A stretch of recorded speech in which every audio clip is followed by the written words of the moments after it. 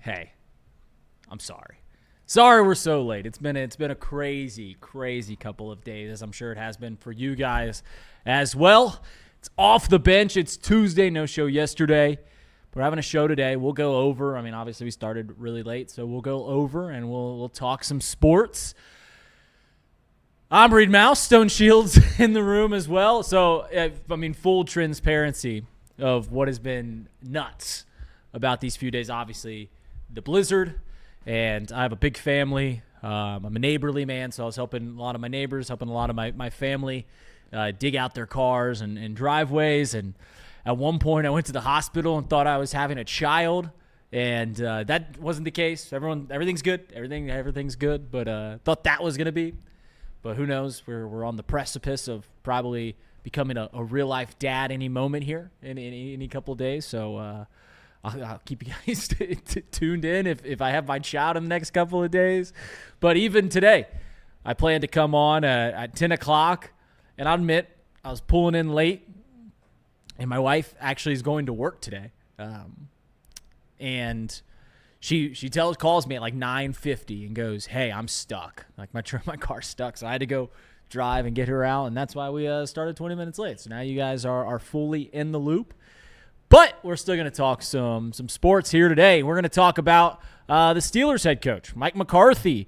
I think there's some Bengals fans that are overzealous on the death of the Pittsburgh Steelers when they hire a coach that has been a winner his entire career. So maybe let's pump the brakes there. And you know me, no one wants to be the coroner on the dead body of the Pittsburgh Steelers more than myself, but let's pump the brakes there. I think I was, having a lot of time to think over the last few days when it comes to sports. There's one phrase that people keep using that I think we should be cautious of using, and that's what we'll lead off the show with, and we'll get to that in a moment. And then we're going to talk just about some playoffs, a couple of good conference championship games, and we have the Super Bowl. As everyone suspected at the beginning of the year, it's going to be Seahawks v. Patriots in the Super Bowl. So shout out to anyone that had that ticket on their bet slips. But Stone, how are you? Were you able to stay warm? Were you? I imagine you didn't go out trek in the snow all too much the last few days. Not really. Been inside, kind of just laying low. Might need to get out at some point and hit some hills, do a little sledding, but I haven't done that yet to this point. But yeah, I'm a little chilly. But we're here, we're live, and it's a good day here on Off the Bench. So happy you made it. I know you've been through a lot, and you were working your butt off on those driveways too. You're a real trooper for that. Listen, I like I said, I helped out a lot of driveways with people in my family, people in my neighborhood, and like I got paid to do it, and I got paid pretty handsomely if I'm being honest. And I looked at my wife, and I was just like, I don't know if this was worth it. So like between having to work all day Sunday, then going to the hospital, and then coming back and getting up and doing it again, it's been a fun few days. It's been a crazy few days, and I don't think the craziness is going to stop anytime soon. Hopefully everyone at home I know people that live out. Some people watching the show live out in the country. I don't even know what happens in the country when it's a snowstorm. That was the craziest snow I've ever seen in my life. The most snow that I've seen. My dad, who's over 60 years old, told me it's the most snow he's seen since the blizzard of, 77 that they all talk about. But we'll be talking about the blizzard of 26 for some time. Also, I don't know why I didn't realize this, Stone. Yeah. But it kind of blew my mind. So we're coming back from the hospital. It's 1:30 in the morning Monday. And these trucks are lined up on High Street here in Hamilton. And there's dump trucks. And there's skid steers and plow and stuff like that. And they're literally removing the snow. Like, they're not just pushing it off to the side.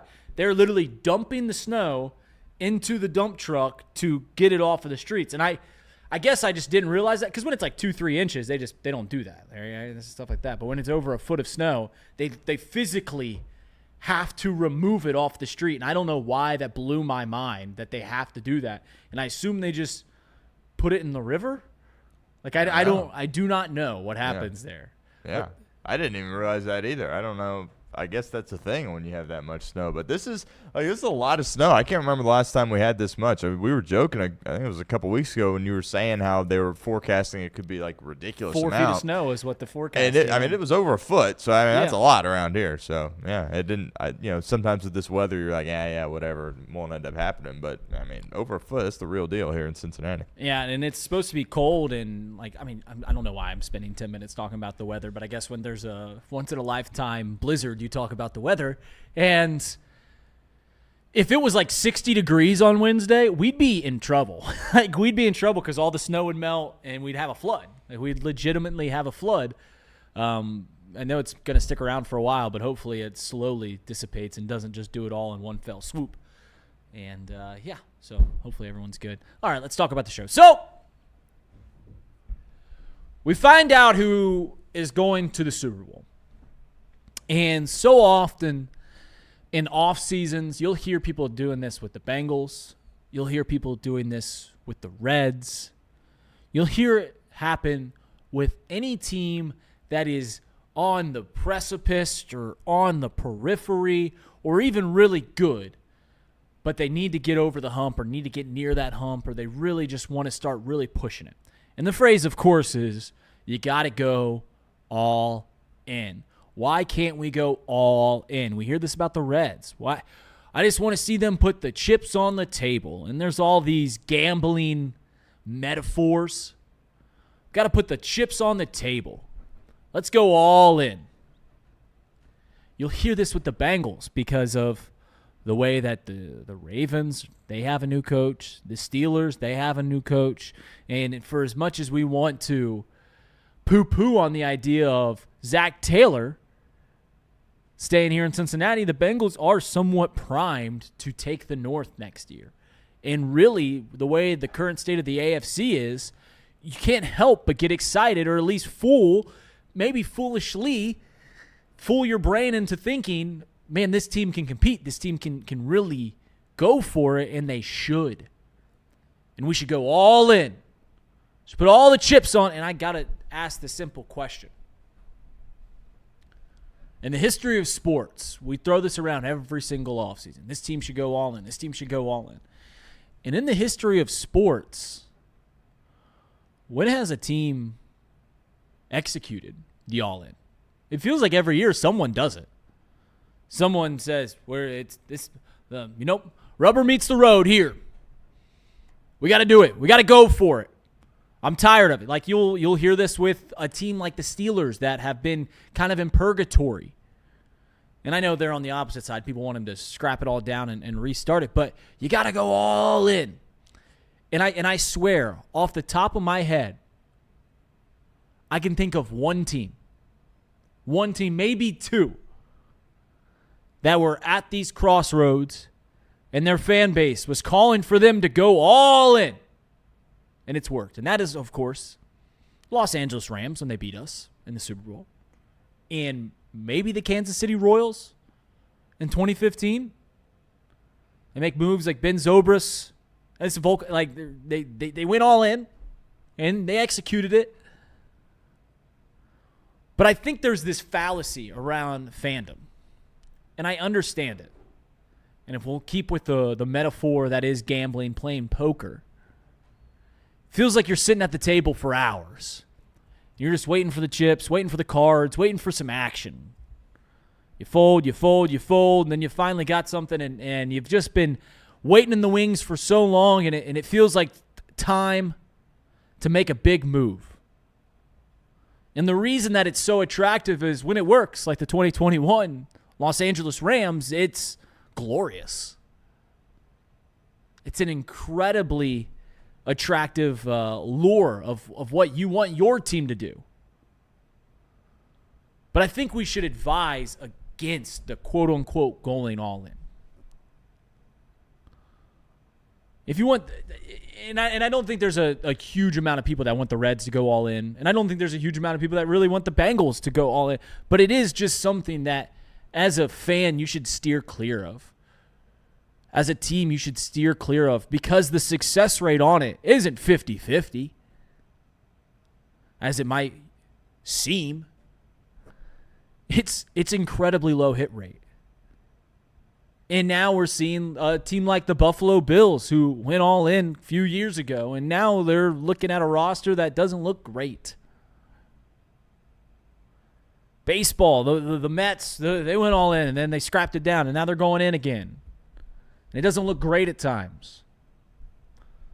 So when it comes to sports, when it comes to being a team, and it feels like you're right there, don't be lured in to the idea of we've got to put all the chips on the table. It's now or never, because it rarely ever is like that. It rarely ever is. All right, let's talk about Mike McCarthy. Ravens hire Jesse Minter, and the Steelers go out and they get Mike McCarthy. And there was a bit of shock. I'd say a bit of shock from a lot of fans, Steelers fans, football fans, that they hired Mike McCarthy when it kind of is right in line with what the Steelers are. I know they hired Mike Tomlin at 34 20 years ago, and it seems like they might do that again. But the Steelers are one of the most successful franchises in this sport for a reason. They have a standard, which is they are always going to be a good team. Now, we could laugh at their current standard, which is, win 10 games and get pounced by 30 points in the wild card round, which admittedly seems a bit silly. But they do have a standard, and Mike McCarthy fits that standard. And everyone, and I for the life of me, do not understand why Mike McCarthy gets the rap that he does. And maybe, Stone, you can help me shine some light on why he is not. Because you can look at the records, and his record as a head coach, almost the same as Mike Tomlin and John Harbaugh. In fact, it's better. You look at the postseason success. One Super Bowl. About 13, pretty much in line with Mike Tomlin and John Harbaugh. Those, Mike Tomlin and John Harbaugh, are thought of as amazing coaches. In fact, John Harbaugh got the pick of the litter. $20 million oversight over the roster for the New York Giants, and that's a great hire. But then Mike McCarthy goes to Pittsburgh, and we're laughing at him. This isn't the end of the Pittsburgh Steelers. And if there's one thing that Mike McCarthy has shown throughout his career, is that he's kind of a winner. Getting 12 wins a season in Dallas is an incredible feat. They went to 5 NFC Championship games in Green Bay? Won a Super Bowl? So, Stone, can you, even if you agree with me that maybe we're a little too hard on Mike McCarthy, and I don't know your stance on him, but can you shed a light on why he would think, why it seems like he is disrespected as opposed to a John Harbaugh or a Mike Tomlin? Because I don't get it. Because they have the exact same career path. Yeah. I think part of it is, people these days in society just judge so much by how you look. And he doesn't look like some, mean, big, tough leader. He's just kind of a guy that, he's a bigger dude that just kind of hangs out. He's got a beard. Like, he just doesn't look the part, I guess. Like, I don't think that's not why I disrespect him. But I just think when you look at society, I think that might be a reason why he does. And I think also it's kind of the lack of postseason success. I know he has the Super Bowl, of course, but with Aaron Rodgers throughout his prime, you would think that they were able to at least get back to a second one, right? So I think he certainly has underachieved in the postseason. And then when people look at the Steelers right now, my biggest takeaway is they're just kind of in purgatory. No doubt. Because they're not going to go belly up on this thing. Mike McCarthy's going to find a way to come in here and win 8 games minimum, but wouldn't be surprised if it was 9-10 games that he won. And maybe they get in the playoffs and get blown out immediately. And I've always been in favor of, if you have some good pieces there, don't blow the whole thing up. Stay patient, right? Try to make some adjustments and go from there. But if there was ever a time to blow this thing up, it's in Pittsburgh.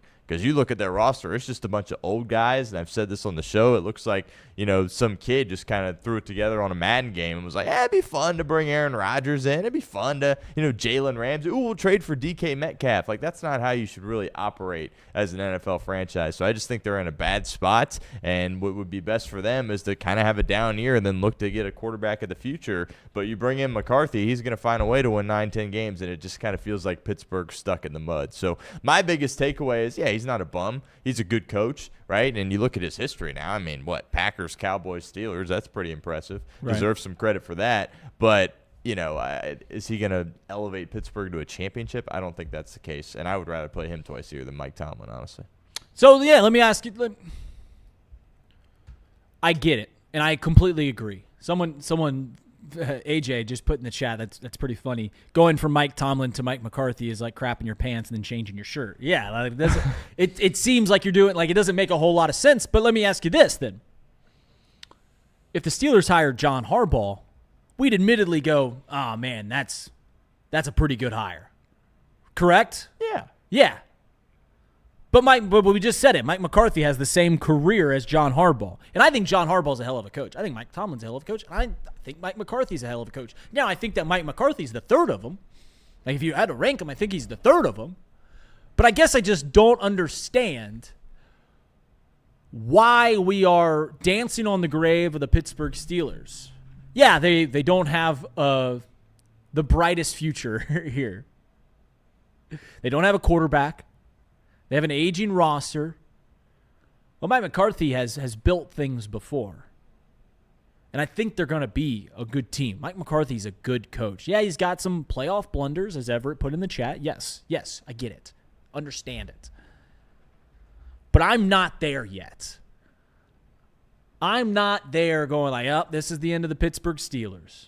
Because as we know, if they would have hired John Harbaugh, we'd be like, man, that's a pretty scary hire. But they hire Mike McCarthy, and we're like, that's a dumb hire. That doesn't make any sense. It's the same thing.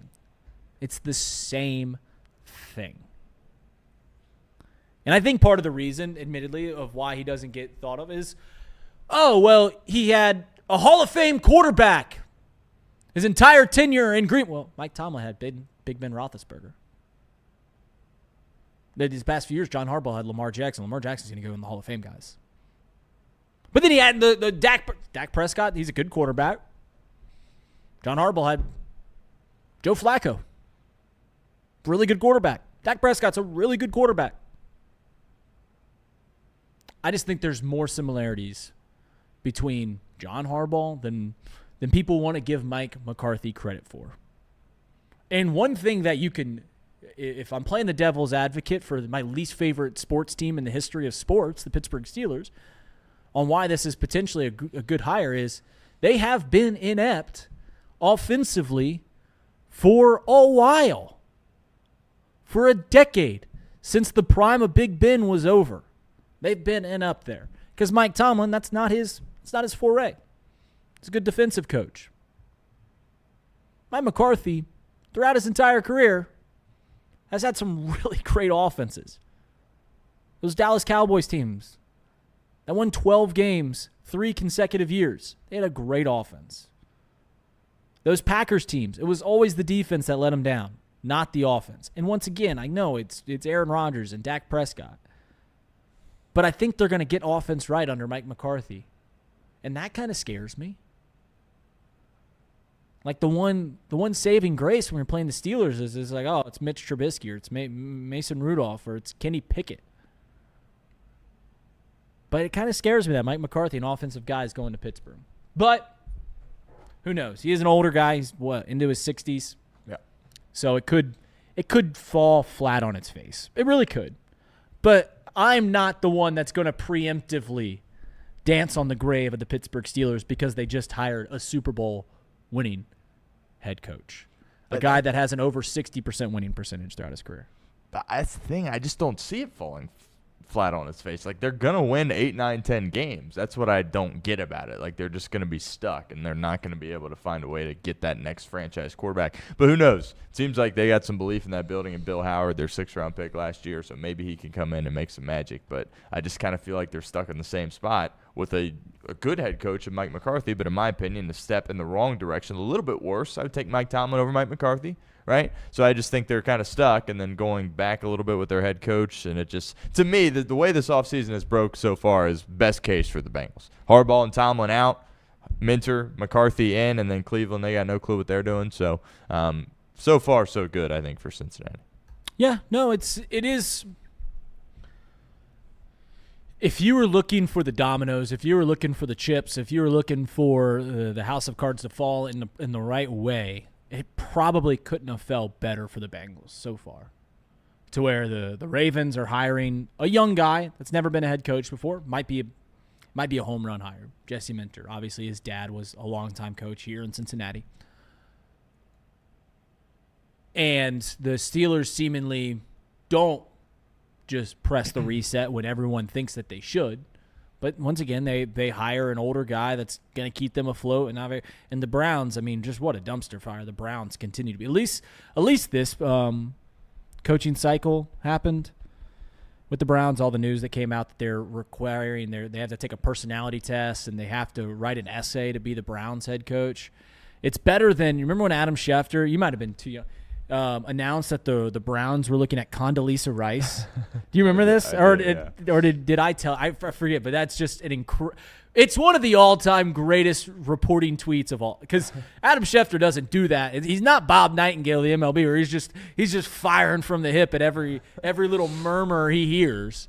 So there was some stink there, and I know it came out that they were looking at her to be an advisor to the team, not a head coach, but still. It'd be funny if we find out that Pete Hegseth is now going to be the next hire, or they're looking at to hire for the head coach of the Cleveland Browns. So yeah, things have lined up for the Bengals this year to where it's easy.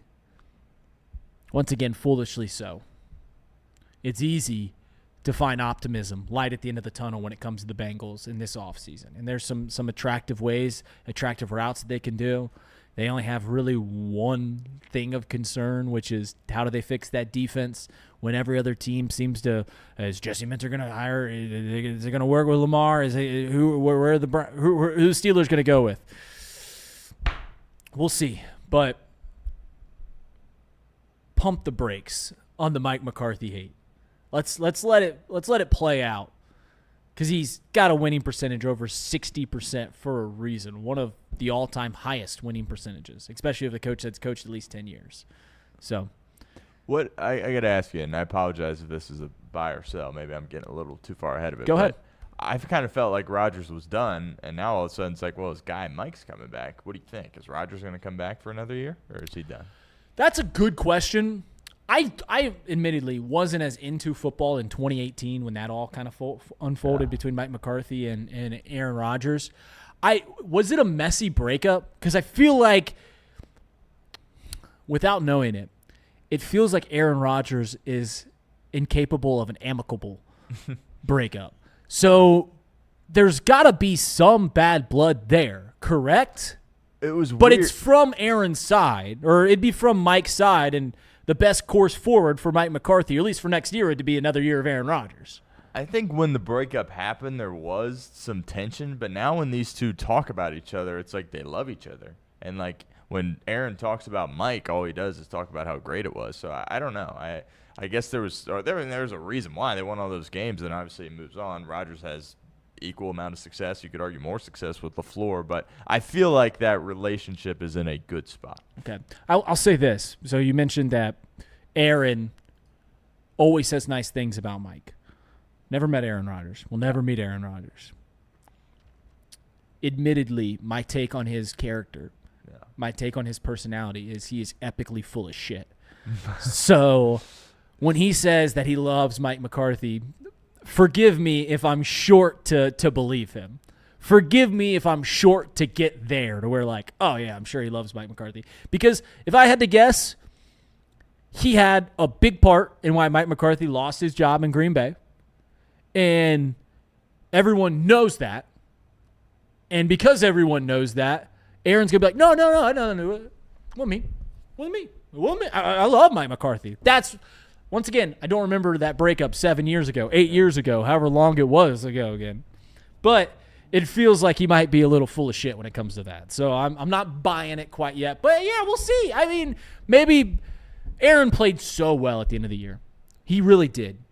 He played very well. Better than I think any of us expected. He can still play at a pretty high level, where he's in that second and a half to third tier of quarterback that can get you into the postseason. And you can even, the right circumstances can win you a postseason game. And he's definitely the best case forward for, in the short term, for the Pittsburgh Steelers. So we'll see how that all goes. And before we get into to buy or sell, I just was reminded this in the chat. It wasn't in the show flow. Shedeur Sanders has been listed, or is going to be in the Pro Bowl. Shedeur Sanders is going to be in the 2026 Pro Bowl.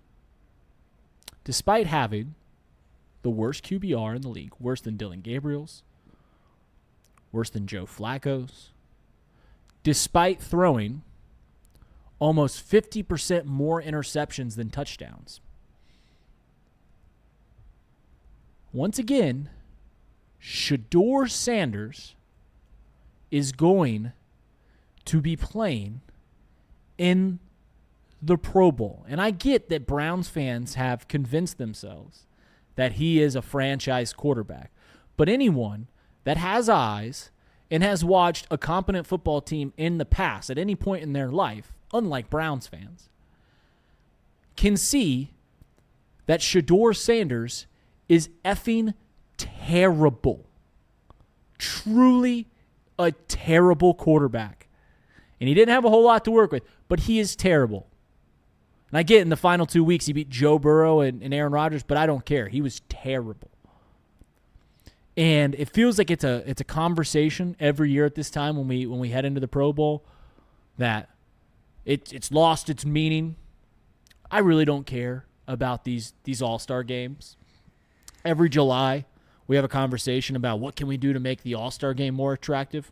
Every February, we have a conversation about what we can do to make the NBA All-Star game better.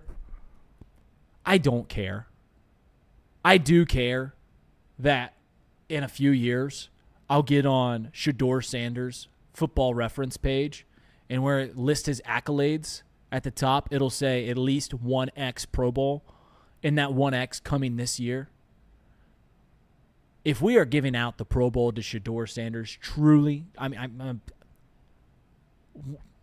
just get rid of it all. Just get rid of the whole Pro Bowl. There's no need. Or at the very least, we can no longer say he's a 3-time Pro Bowler. We can't say that anymore. In fact, I'm banning it from the show. When you are talking about how great a player is, you cannot say, well, he's a 4-time Pro Bowler. Because it's done. It's over. I'm done with it. Right. If Shedeur Sanders is a 1-time Pro Bowler, we can no longer – we're going to be in off-season talk here soon. If we're going to be like, we should bring in this guy to be a free agent, he's a 2-time – done. No more Pro Bowl talk. You cannot use it as a barometer for how good of a player they are.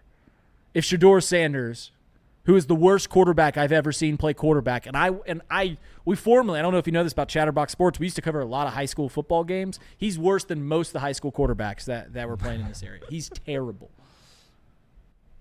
What the hell? Let's get into buy or sell. I don't know if you have a take. I don't know if you're going to do that on your show about Shedeur Sanders getting into the Pro Bowl. I agree. It's ridiculous. It's, but you and I were talking about this one day about kind of the Major League Baseball All-Star game. Like, stuff happens. Things change. Is it as good as it once was? No. It's a laughingstock now. Is it the end of the world? No. There's a lot in sports this day and age that are better than it was when we were growing up. Unfortunately, the Pro Bowl All-Star game is not one of them. But it's not the end of the world. But I agree. Yeah, if Shedeur Sanders is going to call himself a Pro Bowler, like, we got to stop using that as a bar, a metric. I see people in the chat. I saw Colton in the chat. He was just talking about how grading Shedeur off this season isn't fair to him, which, reminder, they had not a lot of good weapons. They had a terrible offensive line. But I want the Cleveland Browns to keep throwing Shedeur out there. Do it for a decade.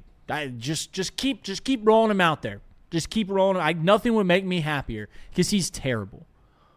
It's Shador saying, I mean, I couldn't watch. I don't know how. I know that they've never had a good quarterback. Like their best quarterback since they restarted as a franchise is Baker Mayfield, which Baker is a good quarterback. But I don't even know how you can convince yourself into thinking that he's good based off what I've seen, which was the worst quarterback play I've ever seen. So, all right. Buy or sell, Stone. Buy or sell the winner of this Super Bowl. Patriots, Seahawks, Sam Darnold, Drake May. The winner of this Super Bowl is an elite quarterback. Buy or sell? I'll sell. I think the word elite gets tossed around a little bit too much. I think Drake May can be elite. I think it's time people start to realize that Sam Darnold is definitely a top 20 quarterback. It took him a little bit longer. He got drafted by the Jets, right? I mean, you could put Joe Burrow on the Jets. It's not going to look much better than the way it looks right now. Like, if you go to the Jets, you're cooked. So Sam Darnold deserves his respect, deserves his flowers. Drake May seems to be on that road to elite, albeit he hasn't really done anything in the postseason other than protect the football besides the fumble game, but he protected the football in the last game, and that went a long way for them against Denver. But I think the word elite, generational talent, words like that get overused in my opinion, so I wouldn't say the winner's elite. Okay, I'm selling too. Yeah, I'm not there. There's a pedigree of the top tier in the league, and I don't think either one of them. And Drake May is up for the MVP. He's probably not going to win, but he's up for the MVP. And Sam Darnold has won more games in the last 2 years than any quarterback in the league. And that being said, I just don't think they're there yet. And maybe it is a bit trite to always throw the word elite. You brought up a good point when it comes to Sam Darnold. Because Sam Darnold, if you guys haven't realized it yet, he's a really good effing quarterback. I know we watched a terrible QB when he was drafted in 2018. Also wild that he's the first quarterback from the 2018 draft class to make the Super Bowl. But Sam Darnold's a really good quarterback. And yes, he went to the Jets. Perennial losers, terrible franchise, couldn't overcome it. Baker Mayfield, drafted by the Browns, perennial losers, couldn't overcome it, go somewhere else and win some games. We understand, maybe today more so than we ever have, or at least in my football watching years, that where you land matters. Where you land matters. And I don't think I'm stretching it too far when I say the Cincinnati Bengals aren't a very well-run organization. Does this, what Sam Darnold has done since leaving the New York Jets, going to Minnesota, winning 13 games, going to Seattle, going to a Super Bowl, winning 13 games, is what he's done, is what Daniel Jones has done, is what Baker Mayfield has done, is what all these second chance quarterbacks, you get them in a new system and they figure it out, has done. Does that not make you praise Joe Burrow even more? Does it not?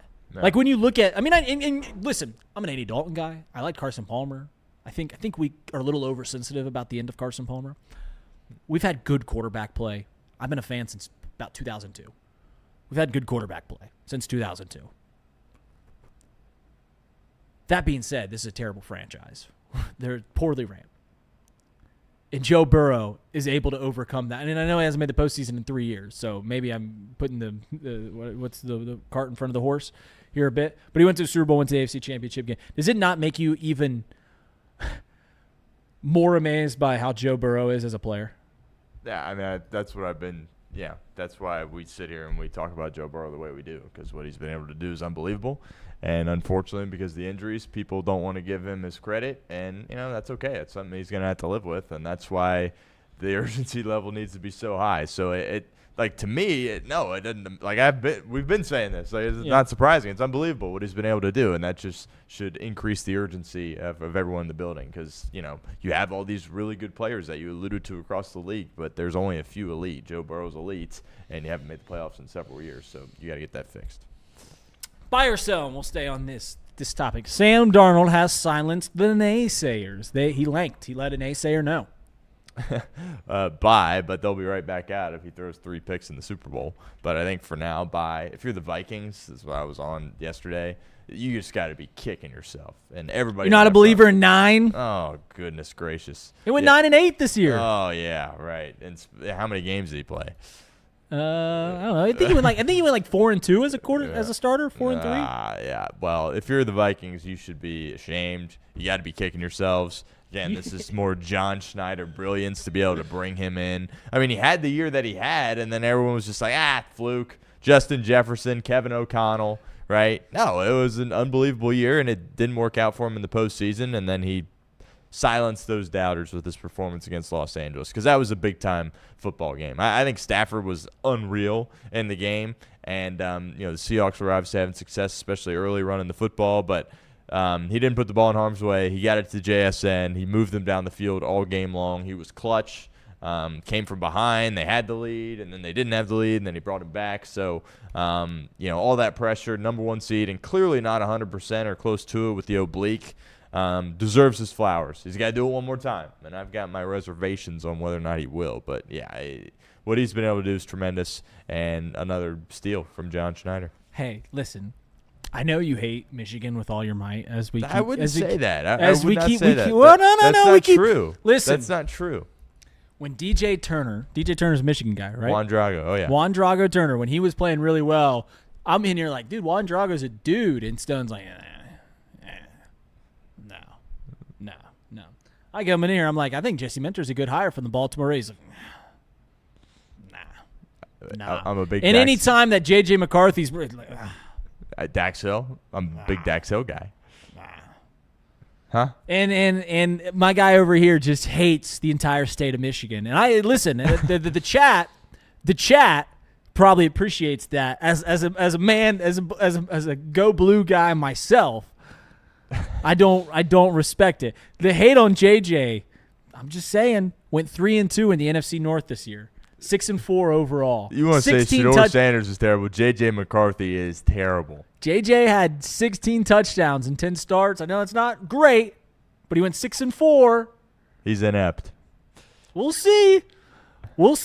Just get a little more tape on old JJ on 9. Hey, listen, I was beating the drum on some of these quarterbacks. I'll continue. I'll stay quiet. I took time for Caleb to kind of pop. I've been high on Trevor Lawrence for a while. I'll stay quiet. I'll stay quiet about JJ. But I just let you know, he starts winning some games and starts looking really good. I might be a little loud about it. But yeah, clearly Sam Darnold. I mean, like I just said a few moments ago, I'll buy this. Yeah, he silenced the naysayers. It might literally only be for a week, or 2 weeks. But if you're not convinced that Sam Darnold is a really, really special player, a really good quarterback at this point, then I don't know what to tell you. I don't know what to tell you. And this is coming from a guy that has been hard on a guy like Brock Purdy for 3 years now, and Brock Purdy now has proven to me, yeah, that's a really good player. He's not as high as some people were putting him. And if you put Sam Darnold in the elite category, even if he wins the Super Bowl, like that's kind of silly, but he's a really good quarterback. In fact, most of the teams in this league, not named the Cleveland Browns, have a really good quarterback. Like quarterback play in this league has never been better, I don't think it's ever been better. But yeah, I don't know why you hate Michigan so much. All right, the Patriots, buy or sell. The Patriots have had the easiest path in Super Bowl history. I don't know. I guess we'll buy. But the people that bring that up is like, oh, there's some fake team. Like, no. They're taking advantage of what was in front of them. They were 4-13 the past 2 years. And they bring in a first-year head coach in New England. I understand he was the coach of the Tennessee Titans, and I understand it was a crime that he was available. What's even crazier about that is nobody hired him after Tennessee fired him. He was up in Cleveland running sprints with the team last year, which is just crazy that he didn't have a job as a head coach. So you want to call it the easiest route? I don't have them all pulled up in front of me. It's got to be one of them, right? I can tell you that. but that you shouldn't take anything away from New England. And they know how to win games, right? And this iteration of the New England Patriots is a heck of a lot more fun to appreciate, get behind / root for than the last one, right? You got the dark, dismal Brady, Belichick Patriots. Now you got the uplifting Mike Vrabel, the smile that he has on his face, the intensity, right? Drake May, young quarterback, seems by all accounts to be a great kid. Looks like or acts like he's 30 years old, but is 23. So I think this iteration is a lot more fun to get behind than the last one. And do I have a little bit of jealousy for Patriot fans? Yeah. Right, all the Super Bowls that they went to, and then they have 2 bad years, and they're back in the Super Bowl. Not back to, we're in the playoffs. No, back to the Super Bowl. And they just know how to win, right? Like, they perfectly knew what it took to win that game against Denver. And right when the weather got bad in the second half, they were probably like, yep, we got them. And they did. So, not many people are going to give them much of a chance against Seattle. I think that's a mistake. I've been on the Patriots all year. I'll probably continue to be for this game. But, is it an easy road? Sure. But they were 4-13. I have the exact same take. Your take is you are buying. It's maybe not the easiest, but it was an easy path. Yeah. There's no doubt about that. It was an easy path. We can say that while not also taking away from the Patriots before the postseason beat one team. One team all year that had a winning record, the Buffalo Bills. Every other win, and they were what? What was their record? 14-3? They won 14 regular season games. They had one win against a team with a winning record. And that's not necessarily their fault. You can only play your record, or you can only play your schedule. And they only had one win against a team over 500. They did not lose a game on the road. They go out. First game, they play the Chargers, who has a really great quarterback, but clearly something's happening in the postseason with old Justin Herbert. They go out and they play another quarterback who looks like he got monstered. Space Jam. Looks like someone told all of C.J. Stroud's ability. And then you play a backup quarterback at Jarrett Stidham in a blizzard. Those are great defenses. Those are all 3 of the best defenses in the league. But I have to play the Bills. I have to play the Jags. Didn't have to play Bo Nix's Broncos. So, is it an easy path? I don't think you could argue against it. I really don't. There's probably people typing away in the chat arguing against it. I don't think you can argue against it. But I also don't think it takes away from the Patriots. I think the Patriots are really good. 4.5 points. Is that where the spread's at for the Super Bowl? Yep. There might be some of Lennon May's college fund going on that. But I think it's a buy. I think it is one of the easiest paths we've ever seen. And I also don't think that takes away from the New England Patriots. Speaking of the New England Patriots, buy or sell, a millennial Boston fan is the most spoiled sports fan ever. Yeah, buy. I mean, this is, the word for us is jealousy. We can't hate on it. They're just lucky to have it, and we wish it was us, but that's not the way it is. But, yeah, and when you look at, it's not just New England, too. Boston has had lots of success. They're always in the postseason. They had it with, the Doc Rivers year, and then they did it again a couple of years ago with Tatum and company. They're in the playoffs every year. All their guys are seemingly hurt. This year, this was supposed to be a rebuild, and they're going to be right in the thick of this. And they're one of the best teams in the Eastern Conference still. The Bruins have some championships there as well. The Red Sox have a couple. So, yeah, it's just jealousy for a lot of us here in Cincinnati. But, yeah, it doesn't get much better than being a Boston sports fan. Before 2001, the city of Boston, the Bruins had been a long time. I'm not going to speak on behalf of the NHL. I don't know. But the Bruins are thought of as one of the more historic teams. The Boston Celtics, obviously, are one of the toasts of the NBA. It's them and the Lakers. But before 2001, the New England Patriots had never won a Super Bowl. And the Boston Red Sox had not won a World Series since 1917, when they traded away Babe Ruth. The curse of the Bambino. 2001, they won a Super Bowl. Their first of 3 and 4 years. 2004, the Red Sox win the World Series. They go back and win the World Series again in 2007. I believe, don't hold me to this, the Boston Bruins win in 2010, 2011, back-to-back. Red Sox win in 13. Patriots win 3 more. Red Sox win in 18. And here we are, the New England Patriots, 2 years removed from firing the greatest coach in the history of this sport, and about 5 years removed from having the greatest player in the history of this sport. They're right back in to the Super Bowl. Yeah, they're the most spoiled sports fan ever. And listen, at some point there was a Yankees fan in the 40s and 50s, or I guess in the 30s, that were just winning every single World Series. And I don't know about the pre-merger NBA. I'm sure the Knicks were good, and I know the Giants have always been a good. So there's some teams that have been a little more, but it's crazy the run of success the city of Boston has seen. And even I didn't even mention the Celtics. Celtics have won 2 championships, 08 and what was it, 23? They won 3 years ago. So, yeah, they're the most spoiled sports fan ever. And it is. You're right. Stone is absolutely right. It is straight jealousy that we even bring that up. I mean, absolute jealousy. And you think we're jealous. Imagine being a Minnesota sports fan. You think it's bad here. Minnesota's good in everything, but never wins anything. They're good at everything. The Vikings are always good. The Twins are normally really good. Timberwolves aren't that great. But they went to the finals, right? They went to the finals a couple years. Conference finals, and then they had KG there for a while. They've had some good teams there too. I don't know about the Wild, but I don't know about them. But yeah, imagine being a Minnesota sports fan looking over at New England, looking over at Boston. It's tough. Buy or sell? The Bengals are primed to rule the North now that we've seen 2 of the coaches. And I think I've asked this the last time we did buy or sell. But primed to rule the North. Buy. I think out of the 4 teams, you would most want to be the Bengals right now. Obviously, you're dealing with a dysfunctional operation. That's not great. We've won with it before, right? As Duke Tobin likes to say, hey, look back at 2021, 22. We've done this before.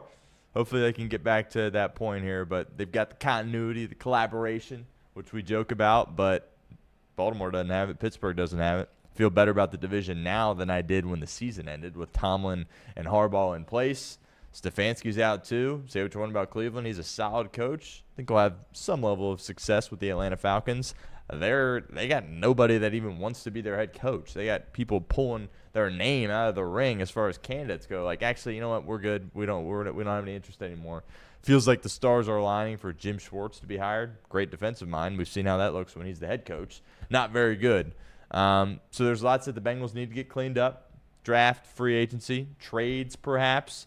And there is one thing that we'll talk about in the 11 o'clock hour, a huge offseason conversation topic that we haven't even discussed. Oh. And I think is going very understated at this point. But, yeah, give me the Bengals. What a tease! Yes. What a tease! We are in the 11 o'clock hour, so I'll hop off here in a few moments. I know it's a shortened show, but man, what a tease! That's why Stone gets paid the big bucks. That's why Stone is the pro of this show. He will buy that the Bengals are primed to win the North.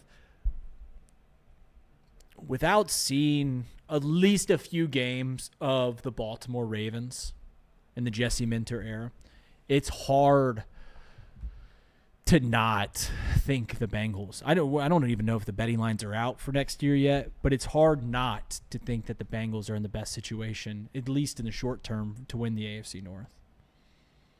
It's hard not to. They've got one. It's a big problem. It's a really big problem. I keep saying it's one problem that they have to fix, as if that's mitigating what the problem is. They've got about 8 holes on the defensive side, but it is one problem. They have money and draft picks to throw at it. Continuity, contingency, they could do it. But yeah, I think I'm buying this too, and I think that's just the foolishness of being a fan, that we do this every year. You know what's so funny? Obviously, I'm a Cubs fan. Really? Yeah, I don't know if I ever mentioned that. Dan Hurley's a Bengals fan. He is. That's true. I used to make fun of Reds fans every opening day because it'd be it's like 2016, when things were real bad. And every year we'd get to April and it'd be like, man, what is the plan? We're gonna be good this year. We're turning around. We got it. But here we are. I'm doing that with the Bengals. All right, Stone. Maybe I'll see you tomorrow. We'll see what happens. I got to go back to the doctor here in a few hours, but we'll see what happens tomorrow. Have a good show. Sorry so much for being late, guys. Hopefully everyone is good. Man, the snow was absolutely crazy. Love you all. See you guys off the bench. Stone Shield Show coming up right now.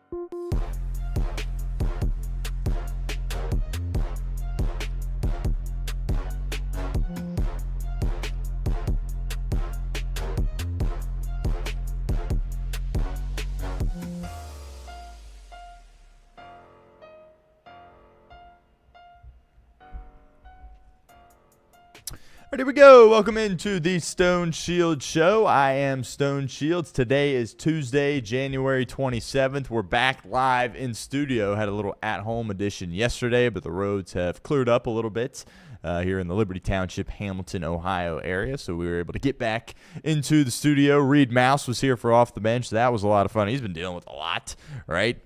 Baby coming at any point for Reed Mouse. Has been shoveling driveways left and right. Trooper that he is. But he was able to come in for the 10 o'clock show here today off the bench. Now it is time for our show. Getting started a little bit later, but we'll still do an hour here at the show. If you missed anything from yesterday, that podcast is up. At home edition, as I mentioned, we talked about the AFC Championship, the NFC Championship, the Mike McCarthy hire for the Pittsburgh Steelers. Lots of great stuff was discussed on yesterday's show. Big shout out to Casey McAllister for doing some behind-the-scenes producing from his house, as I was at my house doing the show yesterday. But we're back here in studio. Hope everyone is doing all right. Hope everyone's staying safe out there as well. The problem is that it's so cold that all the snow is going to stay here for a while. But for the most part, a lot of the roads are cleaned up here to this point, but make sure everyone is staying safe out there certainly as well. But appreciate everyone being here for about an hour, and lots of stuff that I want to discuss on today's show. We are going to talk about the Bengals mock offseason. Paul Dehner Jr. of The Athletic. He does this every offseason. He's done like 5 or 6 times here to this point, where he puts together a spreadsheet that makes it very easy for a fan to go in there, make some moves as it relates to Bengals decisions that need to be made this offseason, and kind of play with the cap a little bit. And I was hoping, he put this out this morning, and I was hoping we could get in here and I could have my finalized version of what I wanted and say, here it is, final draft, send it in.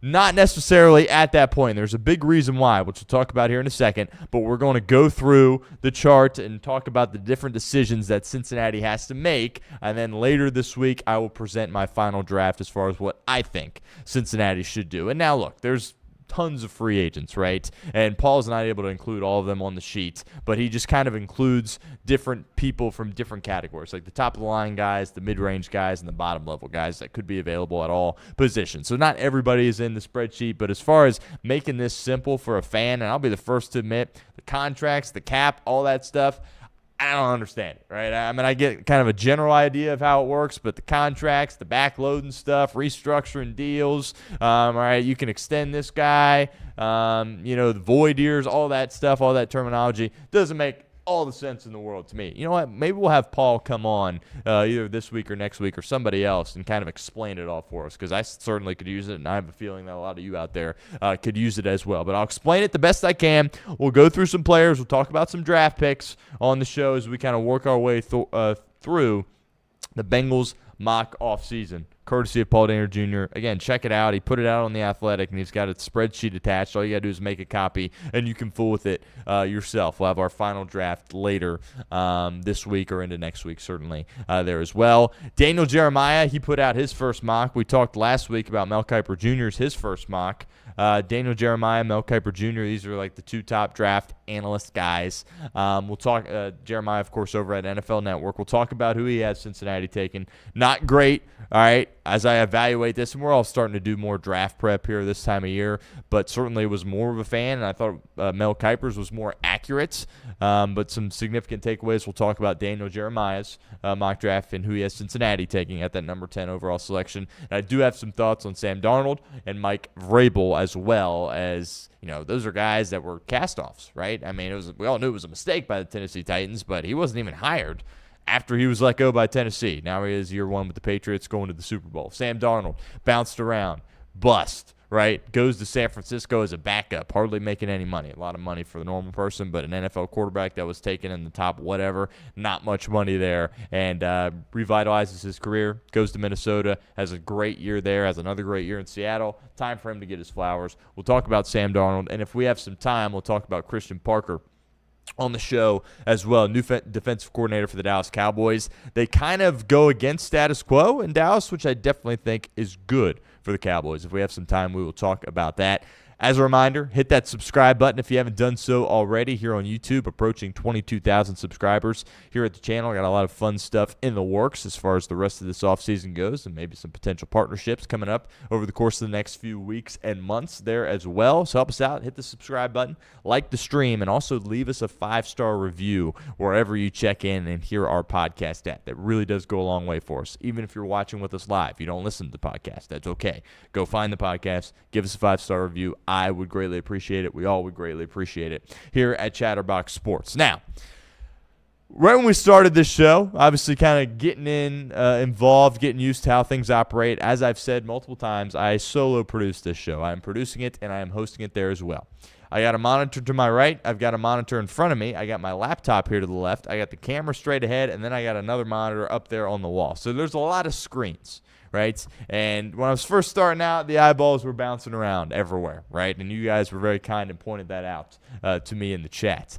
Past few weeks, gotten much better, right? Do I have to glance down at the laptop or at the screen to check some stuff and then get back to the camera? Yes. Well, we're gonna go back to the old ways, because it'd be impossible for me to do this without looking at my computer. So if you're watching live, apologies, not gonna be able to make a ton of eye contact here today. If you're listening on the podcast, obviously this is irrelevant to you, but I've got to look at the sheet when I'm talking about the sheet. I got to look at the mock draft when I'm talking about the mock draft. So just a little heads up there on that front. But appreciate everyone as always, and let's kind of just dive right in here to this mock offseason plan from Paul Dehner Jr. As I mentioned, he does a great job of just breaking it down. Okay, these are all the positions that you have on a football team. These are the positions that Cincinnati needs to address. Here are some cuts that inevitably are going to happen. Here are some potential restructurings that could take place, some potential extensions that could take place, and potential trades as well that could take place. And when you look at different off seasons in the NFL, a lot of time it's very complicated. But when you're talking about the Cincinnati Bengals, it's pretty straightforward because they don't do stuff out of the box for one, and they don't have a ton of cut candidates here this year for Cincinnati. So it's kind of just go down the list here. We'll go offense, which is a lot easier than defense. We'll talk about defense. We'll talk about cuts, and we'll talk about something that I think is the most under-discussed topic of the offseason for the Cincinnati Bengals. Stick around for that. All right, backup quarterback. It's a position that needs to get addressed. We know this. We understand this. Now, all this conversation is about how much of it cap hit there's going to be for 2026. That's what we're talking about. We're not talking about, length of contracts or how long these contracts are or how much these players are going to make. I'm just talking specifically as it relates to the cap. Cincinnati, Paul Dehner Jr. projects that they will have about $35 million to spend. They technically have more than that, but when it comes to paying guys on the practice squad and draft picks, saving money for that, he's including all of that into the $35 million number. So in Paul's eyes, he goes, we're going to have about $35 million for the Cincinnati Bengals to spend. And the past few years he's done this, he's been very accurate as far as his projections. I think within $5 million. So safe bet to say that the Bengals are going to spend around $35 million here this offseason towards the cap. Backup quarterback, as I mentioned, something that you need to address. When you talk about a top-of-the-line backup quarterback, Marcus Mariota really is that guy, and he's going to be paid $8 million. Paul projects against the cap. I'm going to keep saying paid, but it's against the cap, $8 million cap hit. Bengals, they don't need to do that, right? Marcus Mariota is a guy that you bring him in, you're like, yeah, you know what, he's going to start some games. And I do think it's important for the Bengals to value backup quarterback, given the injury history of Joe Burrow, but to pay $8 million against the cap, no interest in that. Jake Browning, he can't be back on this team. We appreciate all the things that he has done. We appreciate his attitude, right? Getting benched, that can't be easy, but by all accounts, stayed a good teammate, has been great within the building. That's why he's been able to stick around for as long as he has. Undrafted guy, a lot of respect for him. His time here in Cincinnati is done. He'll be going elsewhere. Hopefully for him, he can land somewhere. Tyrod Taylor is a guy that Paul projects $5 million against the cap. Doesn't really seem to fit what Cincinnati does here offensively. So you can go through some of these names. Zach Wilson. Do you want Zach Wilson here with the Cincinnati Bengals? He's going to get $4 million. No. Jimmy G is going to be available. Maybe some interest there in that, bringing in Garoppolo, but he doesn't really feel like a Cincinnati Bengal, right? He seems like more of a West Coast guy. I think if you're the Rams, you have interest in bringing him back as a free agent to continue to back up Matthew Stafford. Sam Howell doesn't really seem like a fit here, just throwing out some names here. And then those are going to be more of the expensive guys, and then you could get some bargain guys that Paul has listed at about $2 million. But he has the projected cap hit for Joe Flacco being $4.5 million. Which, for a backup quarterback, is that a little steep? Maybe. But when you have Joe Burrow in place and your hopes and dreams rest on the shoulders of Joe Burrow, it's important to have that backup position checked off. And I'd be doing everything in my power if I'm the Cincinnati Bengals to bring back Joe Flacco. I've said that multiple times here on this show. Now, there might be another team out there. Miami is one that comes to mind where it's like, actually, we want Joe Flacco to start for us this year. And if that's the case, Joe Flacco isn't coming back here, right? He was very clear that he wants to keep playing. He's not retiring, and obviously he wants to start, right? Being the backup to Joe Burrow, yeah, he would do it. And if you're Joe Flacco and you're going to be a backup, don't think there's really better places to be a backup than here in Cincinnati. But if another team's going to give him an opportunity to start, he obviously is going to take that. If that doesn't happen, I'd bring Joe Flacco back here, right? It's one of the first things I do. Check off that position because I've said this multiple times on the show as well. If Joe Flacco had started every single game that Joe Burrow did not, i.e. no Jake Browning experience this past year for Cincinnati, they could still be playing right now, right? And I know it's crazy to say, but they still could be, right? Because I definitely think they would have found a way into the playoffs because I think they win one or two of those games with Joe Flacco as opposed to Jake Browning. But, some people are throwing out Case Keenum, right? I think if you're the Bengals, you have to value that position, right? You have to have somebody that can come in and you trust, and it's got to be a veteran guy, and I don't think there's anybody better than Joe Flacco, right? As far as a backup quarterback coming in and having success, that's as good as it gets for how Joe Flacco came in here and performed. Why mess it up? And that's going to be a reoccurring theme on the offensive side of the ball, which we'll get to. Joe Flacco, $4.5 million against the cap. I would do it. Now you talk about extension candidates. And we're kind of going down the list here of the positions offensively, so we'll touch on this one. I think there's 3 guys that you're looking at as possible extension candidates. Chase Brown, running back, and then 2 of your corners, Dax Hill and DJ Turner. I think it's important to reward players that deserve to be rewarded, right? Chase Brown is electric.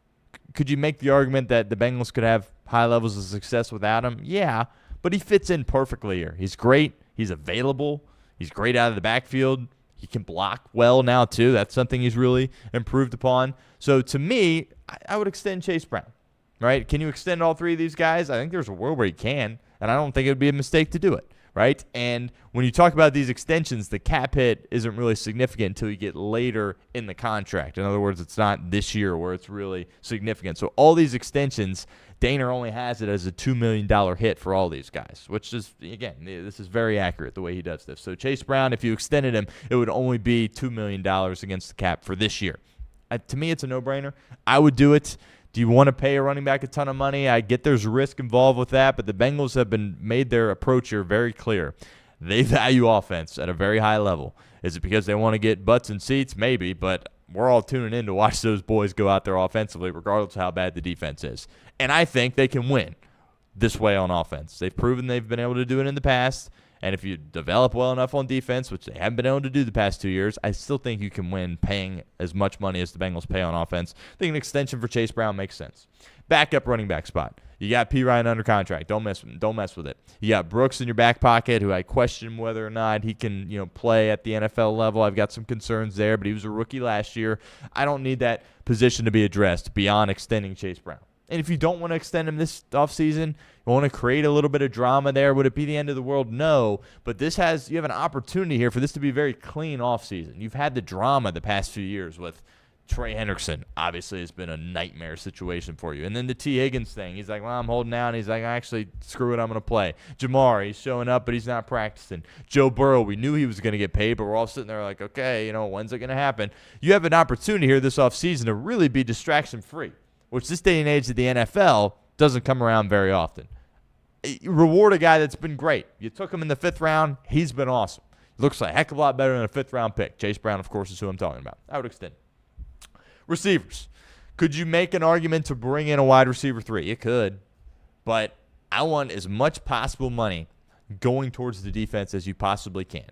Right? Yoshi without Joe Burrow seems like a good dude. I hate to come on here and bash him, but without Joe Burrow, I don't know if he's an NFL caliber player. I ain't good enough to be on a roster, but as far as be out there and get a lot of run, probably not. But when Joe Burrow's out there, looks good. I'm fine with him out there as a 3. Had the drop issues early. When Burrow came back, he looked pretty good. He's tough. He takes shots over the middle. I can respect that. I can respect his attention to detail there as well. And when you have Higgins and Chase, and Gesicki, you don't need your 3 to be some great guy. And there's an argument out there to be made of, well, what if you add another wide receiver? What if you draft Carnell Tate? I think that's ridiculous, right? Because the argument for those people is like, well, then you'd be unstoppable on offense. Well, you're just about unstoppable on offense right now, and your defense stinks, right? So I think it would be a massive mistake for the Bengals to pay somebody as a receiver or draft a receiver in the first 4 rounds. I think it would be a total mistake. You can win with Yoshi in 2026 if you're the Cincinnati Bengals. Absolutely. With Joe Burrow playing quarterback. I wouldn't mess with that. Jamar and T, of course, are back. We know this. We understand this. Gesicki, Sample, your tight ends. You could cut him. You could. I don't know why you would, right? You paid Gesicki last offseason. He got hurt, but he came back. Burrow was here. Looked good. Sample, really underrated player for this team. Drew Sample's a great player. Now, you took him in, the 2nd round when you drafted him, which was a bit of a reach, but he's an NFL guy. He brings winning to this team. He is a valuable component to winning. And, he might not be catching balls left and right. Had the, nice game against Miami from a pass-catching perspective. But Joe Burrow trusts him. He blocks his butt off. Your tight ends, you don't need to address that room at all, right? You don't need to cut anybody. You got good contracts in place for Sample and Gesicki. You got Eric All coming back, who's a wild card, right? Double knee surgery. He had it in college as well, had back issues. So he might, just be a shell of himself. Hard to predict here at this point, but you roll the dice there. You trust the guys you have behind him. You just gave Tanner Hudson an extension, which was a no-brainer. I wouldn't address the tight end position at all. Offensive line. The first question when it comes to the offensive line is, do you cut Orlando Brown Jr. or do you not? I would not. Is Orlando Brown Jr. the guy that you paid, right, the big-time money? Has he lived up to that? No. Is he good enough? Yeah. And you look at how he relates to the rest of, left tackles in the National Football League. I think, especially with the star quarterback, left tackle is the second most important position on the team behind quarterback, and he's good enough, right? You need a plan for 2027, which we'll talk about more here on the show, but for 2026, keep the band together. Bengals love that phrase. Oh, keep them together, having success. I'm fine with it. That offensive line, the last few weeks, those boys were humming. Don't break it up, right? We've been talking about the offensive line being an issue ever since Burrow got here. You finally have a unit that you believe in. Run them back out there again. Somebody's going to get hurt. They were pretty lucky on the offensive line with injuries this year, so you're going to need a backup plan. But I'm not going to cut Orlando Brown Jr. at this point because I just don't – what are you going to do? You're going to draft a guy? Well, that pick should be going to defense and then start a rookie at left tackle? I don't know about that. And then there's nobody on the open market that's going to be better than Orlando Brown Jr. And in free agency, you would have to overpay for them anyway. So, OBJ, I'm fine keeping him at left tackle. But in the back of your mind, this draft class, either in the third or fourth round, you got to be thinking about your left tackle of the future or understand that going into next offseason, the defense better be cleaned up because priority number one is going to be left tackle. It doesn't have to be right now, though. I'm fine with OBJ coming back. Fairchild will start at left guard. No questions asked. Center, Ted Karras. Could you potentially cut him? Yeah, why would you, right? Is he as good of a player as he was his first year here? Maybe not. Is he taking a slight step in the wrong direction? You could argue that. Is he a great center by any stretch? No.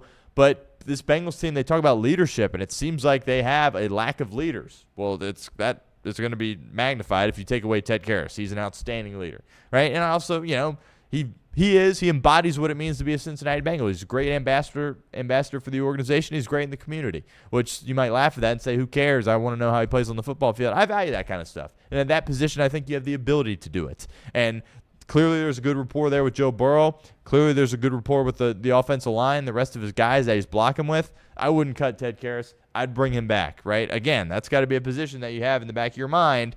You got McLaughlin, who you got as a UDFA out of Ohio State. Could he potentially be a future at center? Your 7th-round pick 2 years ago in Matt Lee out of Miami. Could he potentially be a solution for you going forward at center? Maybe, but he hasn't really flashed to this point.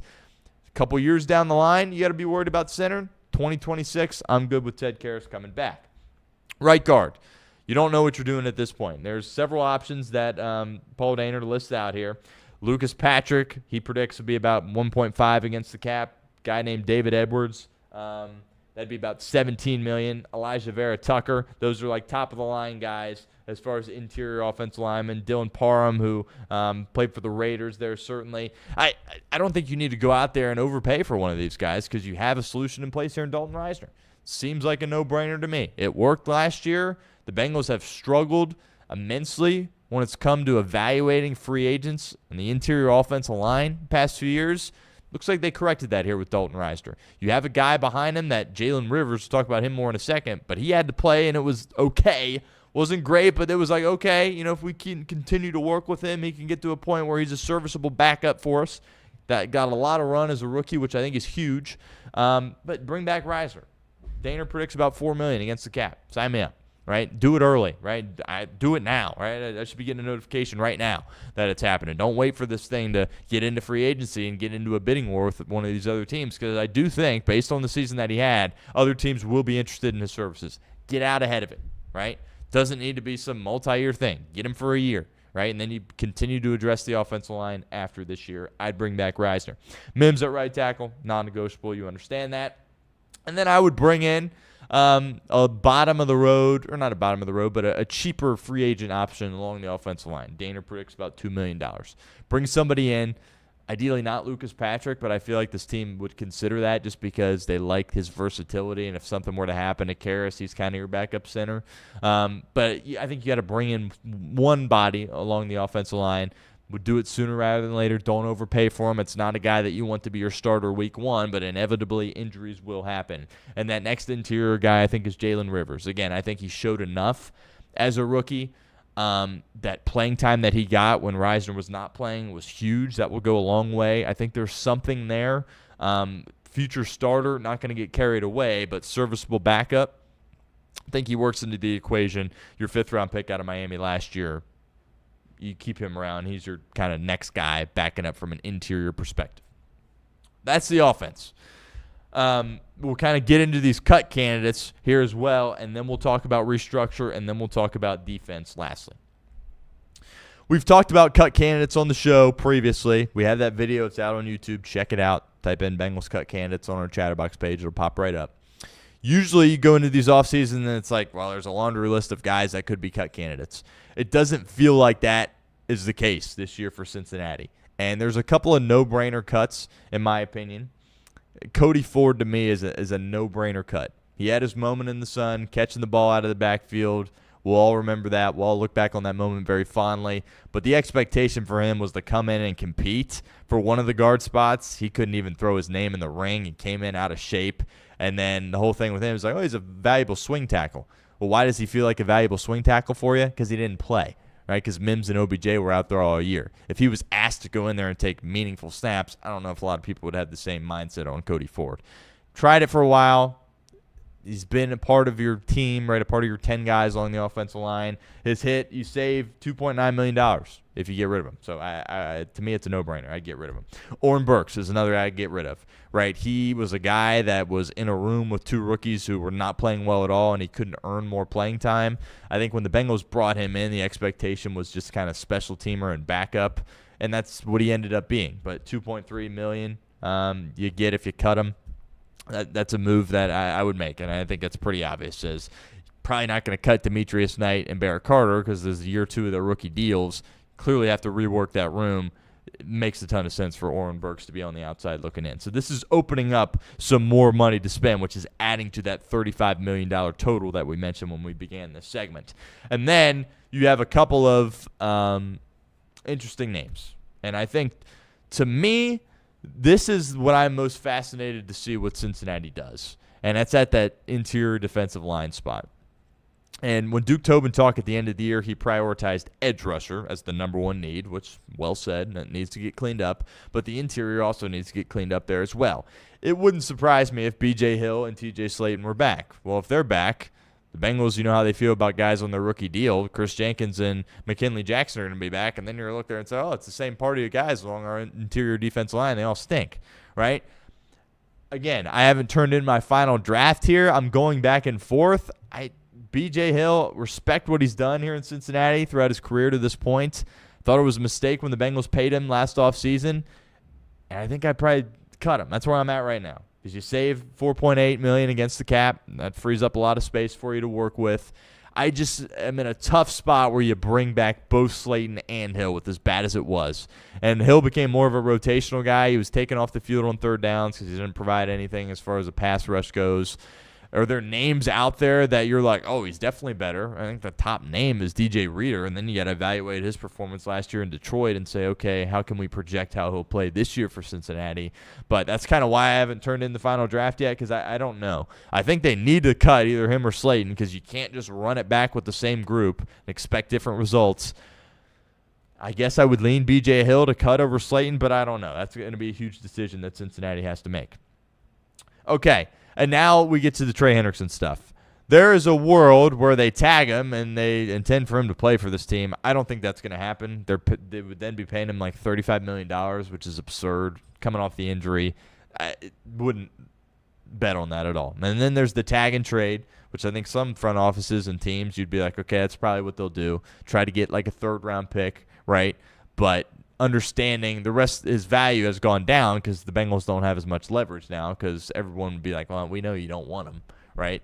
So could the Bengals execute a situation like that and trade him?